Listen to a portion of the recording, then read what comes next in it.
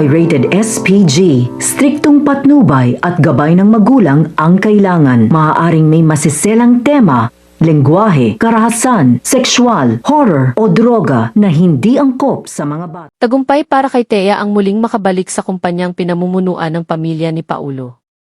Ngunit para kay Thea, hindi ito basta simpleng pagbabalik sa isang lugar ng trabaho. Hindi lamang ito tungkol sa isang opisina. Hindi lamang tungkol sa isang mesa. Hindi rin ito simpleng bagong simula. Para kay Thea, ang pagbabalik na ito ay parang muling pagharap sa isang pintong matagal na niyang tinitigan mula sa malayo. Isang pintong minsan nang nagsara sa kanya. Isang pintong iniwan siyang nag-iisa sa labas. At ngayon narito siya muli. Unti-unti. Dahan-dahan. Ngunit may matinding determinasyon. Itinutulak niya ang pintong iyon. At nang dumating ang araw na iyon, ang araw na muling tumapak si Thea sa loob ng opisina ng Torcampo, biglang bumigat ang kanyang dibdib. May kaba, may pananabik, may halo ring takot na matagal na niyang sinusubukang itago. Para bang bawat paghinga niya may kasamang tanong. Mga tanong na matagal nang nananatili sa kanyang isipan. Habang naglalakad si Thea sa makintab na sahig ng gusali, malinaw na umaalingaw-ngaw ang bawat hakbang niya. Talk. Talk. Talk. Parang bawat hakbang may kasamang lihim na layunin. Ramdam ni Thea ang mga matang nakasunod sa kanya. May mga bulungan. May mga tingin ng pagtataka. May mga taong tahimik na nagmamasid. Ngunit hindi iyon ang iniisip ni Thea. Hindi iyon ang mahalaga. Ang mahalaga sa kanya iisa lamang. Muli siyang malapit kay Paulo. Samantala, si Paulo ay tila walang ibang pagpipilian kundi tanggapin ang pagbabalik ni Thea. Nang ipaalam ng ama ni Paulo ang desisyon na muling tanggapin si Thea sa kumpanya, agad na lumitaw sa mukha ni Paulo ang malinaw na pagtutol. Nanigas ang kanyang panga. Tahimik siyang nanatili. Ngunit ang kanyang mga mata nagsasalita. At ang sinasabi ng mga matang iyon ay malinaw. Hindi siya sang-ayon. Gayunpaman, sa kabila ng lahat ng nararamdaman ni Paulo, alam niyang wala siyang magagawa. Hindi niya kayang suwayin ang kanyang ama. Kilalang-kilala ni Paulo ang kanyang ama bilang isang lalaking hindi basta kinokontra. Kapag may sinabi ang kanyang ama, iyon na ang batas sa loob ng kumpanyang ito. Kaya kahit labag sa kanyang kalooban, napilitan si Paulo na tanggapin ang sitwasyon. Napilitan siyang makita si Thea araw-araw. Makatrabaho si Thea. Makaharap si Thea. Makibahagi sa parehong espasyo. Na parang walang nangyari noon. Sa tuwing nagkakasalubong sina Paulo at Thea sa loob ng kumpanya, agad na napapansin ang kakaibang tensyon sa pagitan nilang dalawa. Si Paulo. Tahimik. Kontrolado ang bawat galaw. Parang may emosyon siyang pinipigil na ayaw niyang lumabas. Samantalang si Thea. Laging may maamong ngiti. Isang ngiting tila magaan. Isang ngiting tila inosente. Ngunit sa likod ng ngiting iyon may nakatagong layunin. Hindi lamang simpleng trabaho ang pakay ni Thea. Hindi siya bumalik dito para lang magtrabaho. May mas malalim siyang dahilan kung bakit pilit siyang lumalapit kay Paulo. Sa puso ni Thea ay may mabigat na responsibilidad na matagal na niyang dinadala. Ang kanilang anak. Si Ashley. Sa bawat araw na lumilipas, ang pangalan ni Ashley ay parang etso sa isip ni Thea. Isang paalala ng kanyang tungkulin. Isang paalala ng kanyang takot. Dahil para kay Thea, hindi madaling harapin ang realidad. Hindi sapat ang kinikita ni Edward upang matustusan ang lahat ng pangangailangan ni Ashley. Habang lumilipas ang panahon, habang lumalaki ang bata, lalo lamang nagiging malinaw kay Thea ang katotohanan. Kailangan niyang gumawa ng paraan. Si Edward ay isang lalaking may mabuting puso. May mabuting intensyon. Ngunit kahit siya, unti-unti ring nadadala ng bigat ng kanilang sitwasyon. Sa mga nakaraang buwan, halos araw-araw ay nasa ospital si Edward. Hindi dahil may sakit siya, kundi dahil may isang taong hindi niya maiwan. Si March. Si March ay dumaraan sa isang napakabigat na yugto ng kanyang buhay. At sa panahong iyon, si Edward ang isa sa mga taong hindi bumitaw sa kanya. Habang si Edward ay laging nasa ospital upang samahan at alagaan si March, si Thea naman ang naiwan upang harapin ang realidad sa bahay.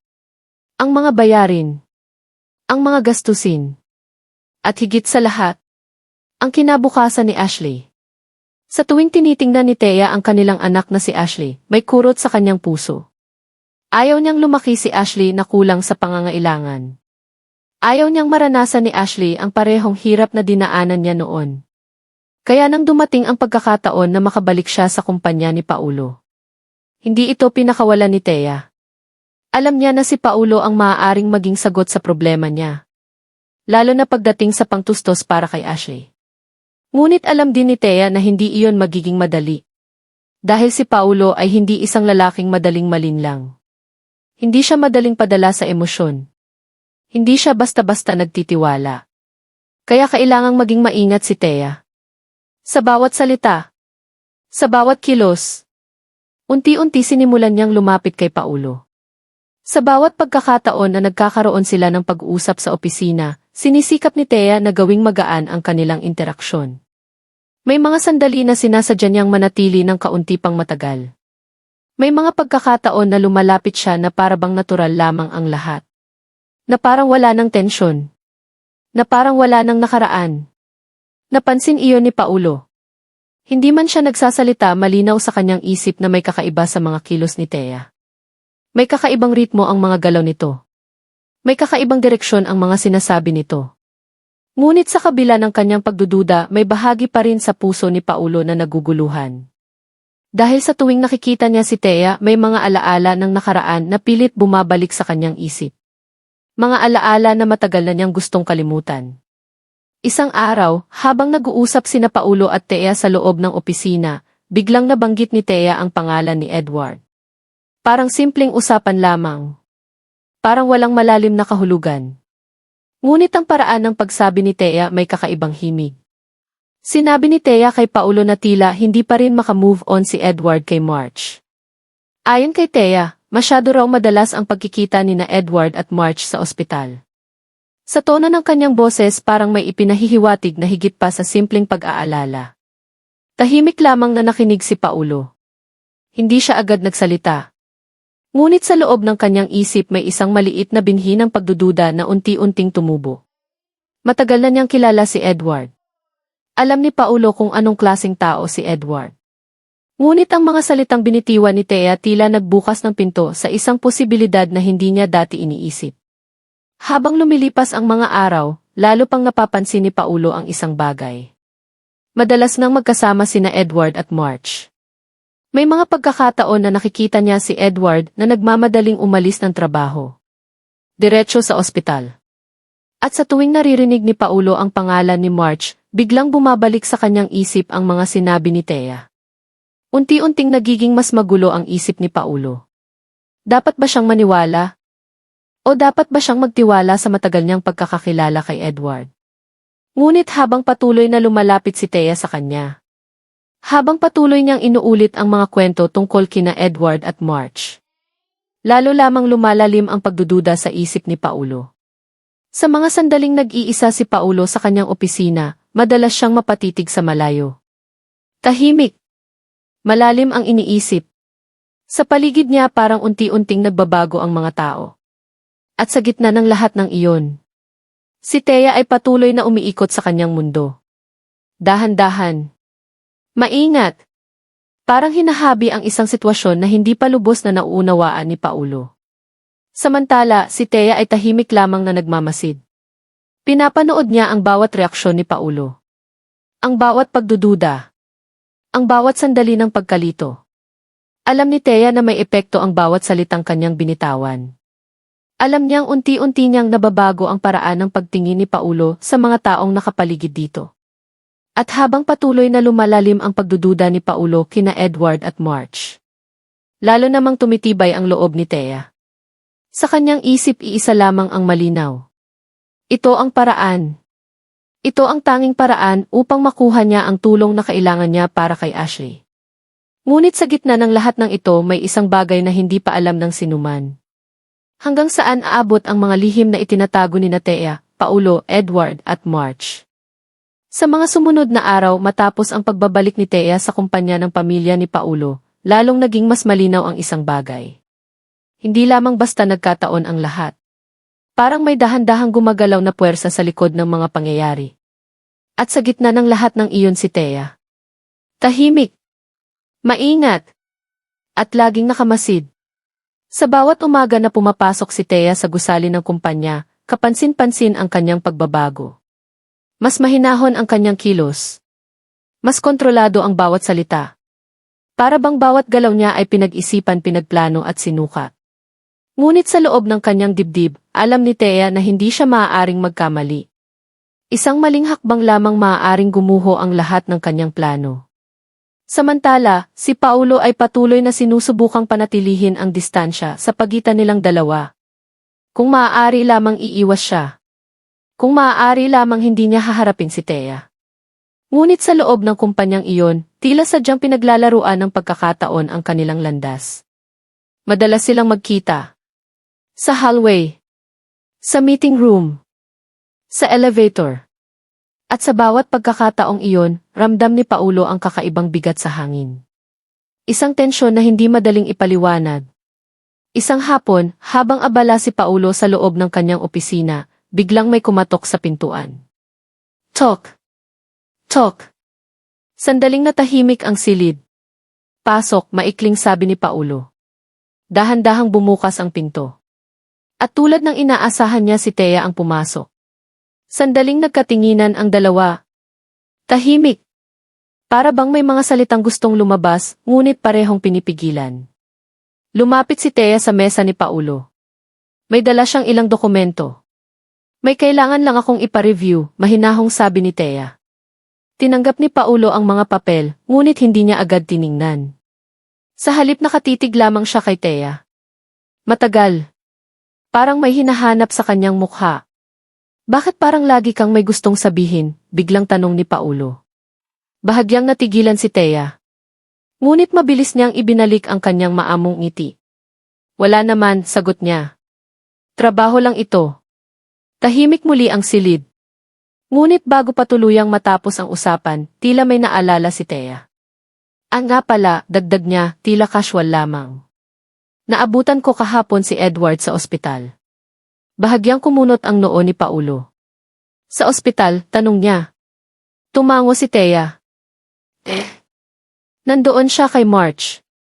Saglit na natahimik si Paulo. At muli bumalik sa kanyang isip ang mga naunang sinabi ni Thea.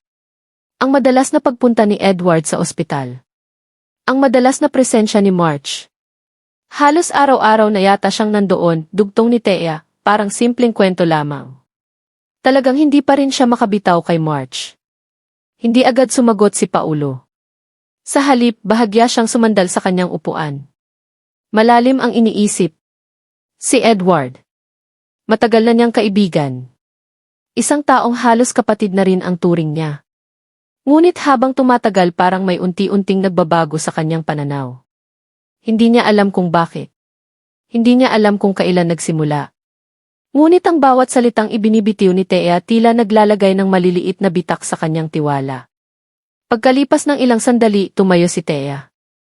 Babalik na ako sa trabaho, sabi niya. Ngunit bago siya tuluyang lumabas ng opisina, sandali siyang tumigil sa may pintuan. At saka siya lumingon kay Paulo. May kakaibang lalim ang tingin niya. Isang tingin na hindi madaling basahin. Pagkatapos tahimik siyang umalis. At naiwan si Paulo sa loob ng opisina. Mag-isa. Tahimik. Habang nakatitig sa pintong kasasara lamang. Sa kanyang isip paulit-ulit na umiikot ang mga sinabi ni Thea. At sa unang pagkakataon matapos ang napakahabang panahon. Nakaramdam si Paulo ng isang bagay na hindi niya inaasahan. Pagdududa. Samantala, sa kabilang panig ng lungsod, sa loob ng isang tahimik na ospital, naroon si Edward. Nakaupo siya sa tabi ng kama ni March. Mahina pa ang katawan ni March. Ngunit pilit siyang ngumiti. Hindi mo na kailangang manatili dito lagi, mahina niyang sabi kay Edward.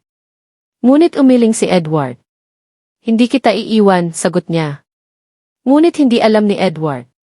Nasa labas ng ospital na iyon. May mga kwento ng umiikot. Mga kwentong dahan-dahang nagbabago sa paraan ng pagtingin ng mga tao sa kanya. At ang pinagmulan ng mga kwentong iyon. Si Thea. Sa kabilang banda, habang naglalakad si Thea palabas ng gusali ng kumpanya, may bahagyang ngiti sa kanyang labi. Hindi malakas. Hindi halata. Ngunit sapat upang ipakita na alam niya ang kanyang ginagawa. Alam niya na ang bawat salitang itinanim niya sa isip ni Paulo ay nagsisimula ng tumubo. At habang lumalalim ang pagdududa ni Paulo kay Edward, lalo namang lumalapit si Thea sa layunin niya. Para kay Ashley. Para sa kinabukasan ng kanyang anak. Ngunit sa larong ito ng lihim at manipulasyon, hindi pa alam ni Thea na may isang bagay na unti-unting papalapit. Isang katotohanan. Isang revelasyon. Isang pangyayari na maaaring magpabago sa lahat. At kapag dumating ang sandaling iyon, walang sinuman kina Thea, Paulo, Edward, at March ang makakaiwas sa epekto nito. Dahil ang mga lihim, kahit gaano pa ito katagal maitago, ay laging may paraan upang lumabas sa liwanag.